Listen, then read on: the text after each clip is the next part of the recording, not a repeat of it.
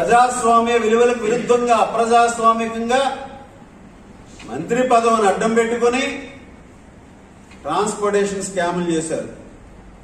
ఈ దోపిడీల్లో భాగస్వామిగా నిలిచడం వలన ఈరోజు కోర్టులు కూడా నమ్మిని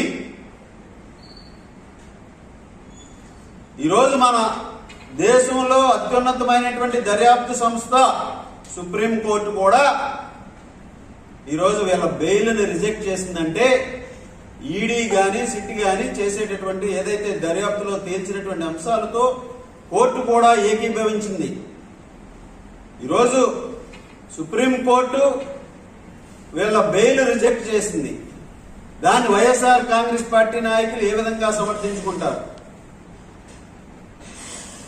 ఎన్ఫోర్స్మెంట్ డైరెక్టరేట్ అనేది కేంద్ర దర్యాప్తు సంస్థ. ఆ సంస్థ ఏం చెప్తుంది? 195 కోట్ల రూపాయలు ఈరోజు 195 కోట్ల రూపాయలు ట్రాన్సాక్షన్స్ జరిగినాయి. అందులో ఈ పెద్ద మనిషి కుటుంబానికి సభ్యులకి సంబంధించి దాదాపు 90 కోట్ల వరకు లావాదేవీలు జరిగినాయని చెప్తున్నారు. సో ఈ విధంగా దోపిడీలకు తెరచేసి దోపిడీ చేసుకుంటే వీళ్ళ బ్యాంక్ అకౌంట్లో ట్రాన్సాక్షన్స్ జరిగినాయని కోర్టులు చెబుతున్నాయి, సంస్థలు చెబుతున్నాయి, ఈరోజు దర్యాప్తు సంస్థలు చెబుతున్నాయి. అంటే వీళ్ళు బీసీలు కనుక అనకదొక్కుతున్నారు, ఈయనకి మాట తీరు ఉంది కదా అనకదొక్కుతున్నారు, గట్టిగా మాట్లాడతాడని అనకదొక్కుతున్నారు అని డొంక తిరుగుడు మాటలు మాట్లాడుతున్నారు. సిగ్గుపడాలి. ఈరోజు ఈయనకి ఎవరో కూడా దీన్ని రాజకీయం చేసి దాని ద్వారా ఏదో సానుభూతి పొందుదామంటే ఈ రాష్ట్ర ప్రజలు కానీ తణుకు నియోజకవర్గ ప్రజలు ఎవరు కూడా విశ్వసించేటటువంటి పరిస్థితుల్లో లేరు. ఈరోజు మీరు అందరూ కూడా అర్థం చేసుకోవాల్సింది, ఏ విధంగా దీన్ని దోపిడీ చేసి వాళ్ళ స్వప్రయోజనాల కోసం వాడుకున్నారో.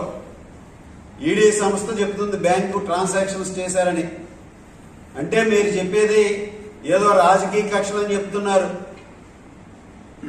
అంటే ప్రభుత్వమే వీళ్ళ ఖాతాలు క్రియేట్ చేసి ఖాతాల్లో ట్రాన్సాక్షన్ చేసిందా, లేకపోతే మేము వీళ్ళ బ్యాంక్ అకౌంట్లు క్రియేట్ చేసి వీళ్ళ పేర్ల మీద మేమే డబ్బులు పంపించి వీళ్ళ మీద కుట్రలు చేశామా వీళ్ళని అరెస్ట్ చేయడానికి? తెలుగుదేశం పార్టీకి సంబంధం లేదు, లేకపోతే మాకు సంబంధం లేదు. ఈరోజు ప్రభుత్వం కుట్ర పందిందని చెప్తున్నాడు ఆ పెద్ద మనిషి. అంటే ప్రభుత్వమే బ్యాంక్ అకౌంట్లు క్రియేట్ చేస్తుందా? మీ బ్యాంక్ అకౌంట్లు ప్రభుత్వమే ట్రాన్స్ఫర్లు చేసేసిందా? ఈరోజు మీరు చేసినటువంటి తప్పిదాలు, మీరు చేసినటువంటి అక్రమాలు, అవినీతులు ఒక్కొక్కటి కూడా పుట్టలు పగిలినట్టు ఒక్కొక్కటి బయటకు వస్తున్నాయి. ఇది మీరు అర్థం చేసుకోవాలి.